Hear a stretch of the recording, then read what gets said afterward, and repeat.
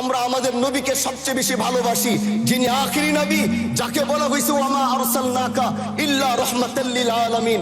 আমরা বারবার দেখছি কিছুদিন পর পর কারা যেন কিভাবে এসে আল্লাহ নবীর শানে কটূক্তি করে, নবীকে নিয়ে অশ্লীল ভাষায় গালিগালাজ করে। এই দেশের মানুষ নামাজ না পড়লেও যদি কেউ নবীকে কটূক্তি করে তার কলিজা ছিঁড়ে যায়, সে রাজপথে নেমে যায়। আমি বলবো যারা নবীকে কটূক্তি করে, নবীর নামে গালিগালাজ করে, এদের মৃত্যুদণ্ড, এই আইনটাও যেন বাংলাদেশের এই সংসদ থেকে পাশ করা হয়। মাননীয় স্পিকার, এলাকায় বলেছিলাম যে আমরা ন্যায়ের পক্ষে কথা বলবো, ইনসাফের পক্ষে কথা বলবো। তখন অনেকে হাত ধরে বলেছিল, হামজালা ভাই জাতীয় সংসদে যখন যাবেন একটু বললেন হাদি হত্যার বিচারটা যেন হয়। ন্যায়ের পক্ষে কথা বলেছিল, ইনসাফের আওয়াজ দিয়েছিল।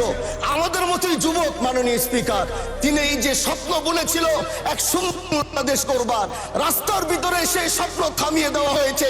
এই বিচার যদি না হয় তাহলে আমাদের মতো আন্দোলনের নিরাপত্তাও রাস্তায় কেউ দিতে পারবে না মাননীয় স্পিকার। এই জন্য আপনার মাধ্যমে আমি বলতে চাই, হাদি হত্যার বিচার যেন সুনিশ্চিত করা হয়।